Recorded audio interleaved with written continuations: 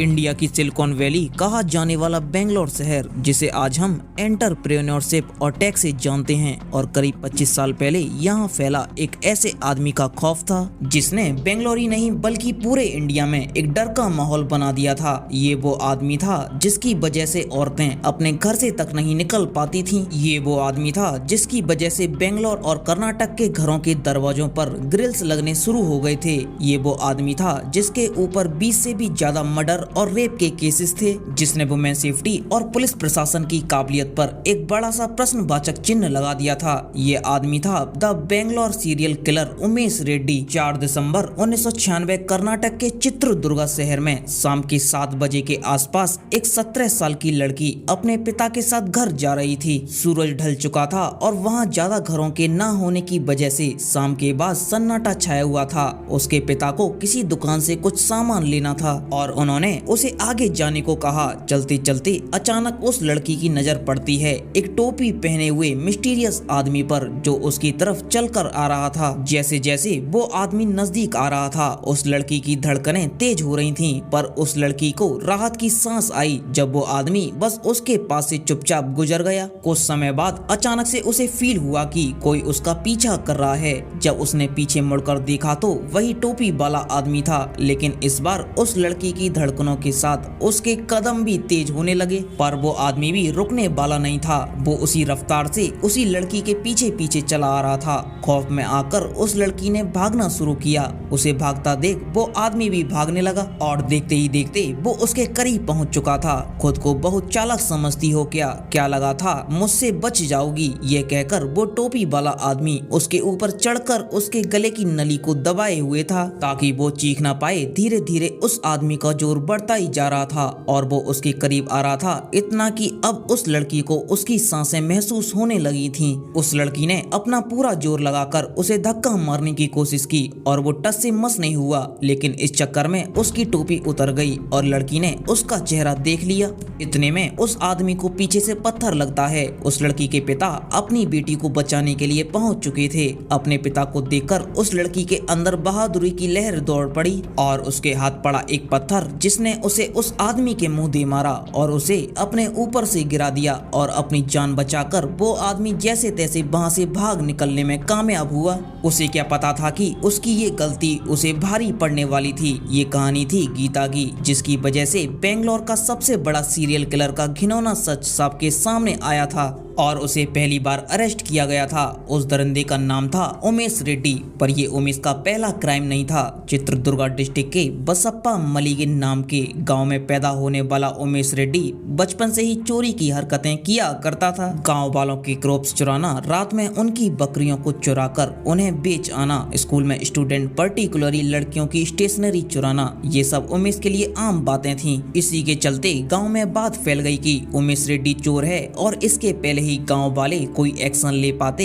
उमेश गांव से भाग गया। गांव से भागने के कुछ समय बाद उसने जम्मू कश्मीर में सीआरपीएफ ज्वाइन कर ली, जिसके चलते उसे एक कमांडर के घर की गार्ड की ड्यूटी मिली। उसने उसी कमांडर की बेटी का रेप करने की कोशिश की। ये उमेश का पहला फीमेल असॉल्ट था एटलीस्ट रिकॉर्ड्स में। यहाँ से पकड़े जाने का डर से उमेश फिर भाग निकला। सितंबर 1996 में वो पहुंचा चित्रदुर्गा डिस्ट्रिक्ट के कैपिटल सिटी में। यहाँ वो DAR यानी डिस्ट्रिक्ट आर्म रिजर्व में भर्ती हुआ। DAR को उस समय पुलिस जैसा ही दर्जा दिया जाता था। बैकग्राउंड चेक सही से न होने की वजह से उसे इजीली DAR में एंट्री मिल गई और यहीं से उमेश की दरिंदगी की शुरुआत हुई। आने के 2 महीनों के बाद ही उमेश ने अपना पहला हमला किया। उसकी शिकार बनी दिव्या, जिसे घर जाते हुए उमेश ने दबोचा और उसके गहने चुराए और उसे नंगा करके वहीं छोड़ दिया। दिव्या ने अपनी इज्जत बचाने की सोचकर कोई कंप्लेंट फाइल नहीं की। पुलिस ने भी इसे आर्म रॉबरी का केस समझकर इग्नोर कर दिया। 1 महीने के अंदर अंदर उस शहर में एक भयानक मर्डर हुआ माइनर लड़की पल्लवी का। उसका रेप करके उसे जान से मार दिया गया और बिना कपड़ों की हालत में उसकी लाश को वहीं छोड़ दिया गया। पल्लवी के केस में उस शहर के हर एक इंसान में खौफ पैदा कर दिया था। पुलिस ने छानबीन की तो उन्हें एक पैटर्न मिला, जिससे उन्हें पता चला कि सिर्फ 2 दिन पहले ही ऐसा हमला एक और लड़की गीता पर हुआ था, पर उसने भी रिपोर्ट नहीं लिखवाई थी। 22 जनवरी को चित्रदुर्गा में रिपब्लिक डे परेड की प्रैक्टिस शुरू होती है। उस पहली प्रैक्टिस के दिन वो लड़की भी वहीं थी। प्रैक्टिस के दौरान उसकी नजर पड़ी कुछ लोगों पर जो ग्राउंड की मार्किंग कर रहे थे, लेकिन उस लड़की ने ध्यान से देखा तो उसकी सांसें वहीं रुक गईं। वो लड़का जिसने उस पर उस रात हमला किया, वो लड़का उसकी आंखों के सामने था, अब एक वर्दी में। उस लड़की पर हमला करने वाला एक पुलिस वाला था। पुलिस छानबीन कर रही थी और उनके कहने पर फाइनली गीता ने उमेश के बारे में उन्हें बता दिया। डिस्ट्रिक्ट आर्म रिजर्व का कैंडिडेट बीए उमेश रेड्डी की वर्दी में छुपा हुआ एक जानवर जिससे हर कोई अनजान था, और गीता के थ्रू ही उमेश पकड़ा गया। उस समय उस पर पल्लवी की मौत के अगेंस्ट कोई भी सबूत नहीं था। उस पर गीता का सिर्फ अटेम्प्ट रेप चार्ज था, जिसके लिए तब बेल मिलना इजी हुआ करता था। उमेश को आसानी से बेल मिली और जेल से निकलते ही उमेश फरार हो गया। 1997 से 2002 के बीच उमेश को 5 बार पुलिस ने अरेस्ट किया और हर बार वो पुलिस के कब्जे से छूटकर भाग जाता। उमेश का काम करने का तरीका बहुत शातिर था। वो हमेशा सुबह 11 बजे से दोपहर 3 बजे के बीच औरतों पर हमला करता, क्योंकि उसे पता था उस समय घर में कोई मर्द नहीं होता। वो औरतों के दरवाजे पर दस्तक देता, केबल वाला, टेलीफोन वाला, बैंकर या एड्रेस पूछने के बहाने जबरदस्ती घर में घुसता और उन्हें असॉल्ट करता। उमेश पुलिस के काम करने के तरीके को जानता था, इसलिए वो अपने क्राइम सीन को ऐसा छोड़कर जाता जैसे वो असॉल्ट नहीं बल्कि एक रॉबरी लगे। पर एक चीज थी जो उमेश हमेशा चुराता था, वो थी फीमेल अंडरगारमेंट्स। इन 5 सालों में पुलिस ने 4 बार उसके अलग अलग घरों और ठिकानों पर छापा मारा तो उन्हें बड़ी बड़ी बोरियां भर के उन्हें लेडीज अंडरगारमेंट्स मिले थे। उमेश एक ऐसे टाइप का था जो क्रॉस ड्रेसिंग यानी लड़कियों के कपड़े पहनना पसंद करता था। उसका कहना था कि वो उन्हें पहनकर सो जाया करता था और उन्हें पहनकर मास्टरबेट किया करता था। अंडरगारमेंट्स के साथ साथ पुलिस को सब जगह सोने और चांदी की चीजें और जेवर केस भी मिला था। ये सब इसलिए हो पाया क्योंकि पुलिस की पकड़ से बार बार वो छूट जाता था, और वो इतना शातिर था कि हर बार जब भी उसे कहीं ट्रांसफर किया जाने वाला होता था, वो कुछ न कुछ बहाना बना लेता और मौका पाते ही भाग लेता था। पहली बार जब जेल में ट्रांसफर किया जा रहा था, तब उसने नेचर्स कॉल अटेंड का बहाना किया और जंजीरों से बंधा होने के बाद भी भाग निकला। उसके कई पैंतरे फेल हुए। एक बार उसने चलती ट्रक में अपना पैंट उतारा और एक कांस्टेबल जिसने उसे पकड़ रखा था उसके पैर पर उसने टॉयलेट कर दिया। ये सोच कर कि घिन आने पर कांस्टेबल उसे 1 सेकंड के लिए छोड़ देगा और वो मौके का फायदा उठाकर भाग निकलेगा,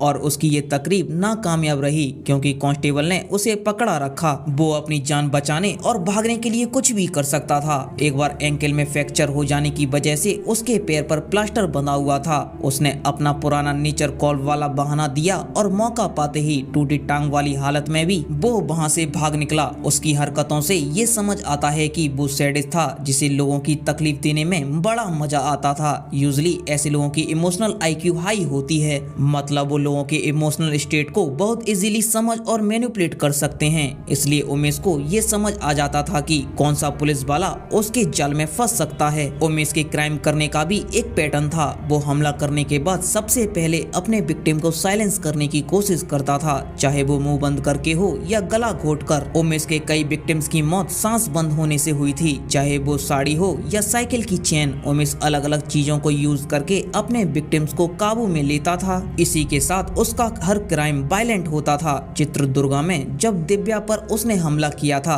तब उसके ईयरिंग कानों से खोलकर नहीं खींचकर निकाले, जिससे उसके ईयर लॉब्स फट गए, और उसके कई विक्टिम्स पर अलग अलग बाइट मार्क्स भी पाए गए थे, पर्टिकुलरली इनर लिप्स पर। वो अपने विक्टिम्स को सिर्फ डराना नहीं चाहता था, बल्कि उन्हें एक दर्द का एहसास देना चाहता था। और जाते जाते वो हमेशा अपने विक्टिम्स को बिना कपड़ों के छोड़कर चला जाता, ताकि वो अपनी इज्जत के डर से वो चिल्ला भी ना पाए और उसे चुपचाप निकल जाने का मौका मिले। इन सब का उसका बचपन से कुछ लेना देना हो सकता है। सीरियल किलर्स पर जितनी भी स्टडी हुई हैं, उनमें मेजोरिटी में ये पाया गया है कि सीरियल किलर्स में नेगेटिव और वायलेंट टेंडेंसी बचपन से शुरू होने लगती है। अपनी फैमिली या सोशल रिलेशंस की वजह से उमेश बचपन से खुद को बाकी बच्चों से दूर रखता था, और उसके पिता एक शराबी थे। वो उसे कभी उसकी गलतियों के लिए सजा नहीं देते थे, बल्कि उसे लिविंग इन द मोमेंट का लेसन दिया करते थे। शायद यहीं से उमेश को हिम्मत मिलने लगी कि इसी के चलते उमेश ने बेंगलोर और पूरे कर्नाटका स्टेट पर ऐसा खौफ फैलाया कि उसके डर से महिलाओं का घर से बाहर निकलना नामुमकिन लेकिन हो गया था,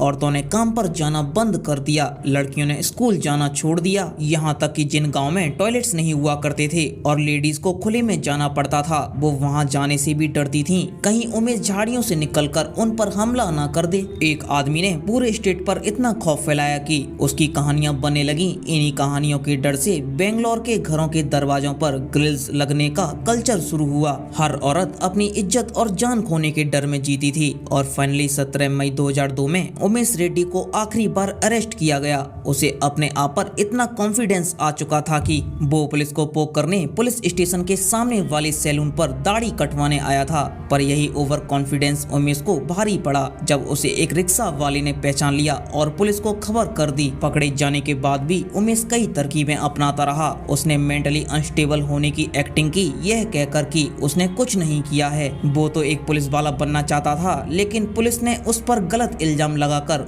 उसे क्रिमिनल बना दिया। वो चाहता था कि इस बहाने से उसके कई क्राइम माफ हो जाएं। कोर्ट में उसे 9 क्राइम्स के लिए कन्विक्ट किया गया, जिसमें से वो 3 में ही गिल्टी प्रूफ हो पाया। उसने कुछ टाइम बाद कन्फेस किया था कि उसने 18 से भी ज्यादा औरतों का रेप और मर्डर किया है। संध्या, जयश्री और नित्या के केस में वो गिल्टी पाया गया, जिसमें से संध्या और नित्या के केस में उसे 4 और 7 साल की सजा हुई, लेकिन जयश्री के रेप के मर्डर के लिए उसे डेथ सेंटेंस सुनाई गई। पर क्या ये न्याय काफी था? पुलिस में रहने वाला एक आदमी मल्टीपल क्राइम्स करता है, पकड़े जाने के बाद 4 बार पुलिस के हाथों से भाग निकलता है, वो भी सेम टेक्निक यूज करके 18 से ज्यादा क्राइम्स करने के बाद भी उसे सिर्फ 9 केस में कन्विक्ट किया जाता है, जिसमें से उसे सजा सिर्फ 3 के लिए होती है। ऐसा नवंबर 2022 उमेश की डेथ सेंटेंस को कम करके 30 साल की लाइफ इम्प्रिजनमेंट किया गया है। उमेश की कहानी फीमेल सेफ्टी और उससे भी ज्यादा हमारे जस्टिस सिस्टम पर एक सवाल खड़ा करती है। अभी हाल ही में नेटफ्लिक्स ने उमेश के ऊपर एक डॉक्यू सीरीज बनाई है जिसका नाम है बीस्ट ऑफ बेंगलोर। इन सब से ये सवाल खड़ा होता है कि क्या उमेश रेड्डी को रोका जा सकता था?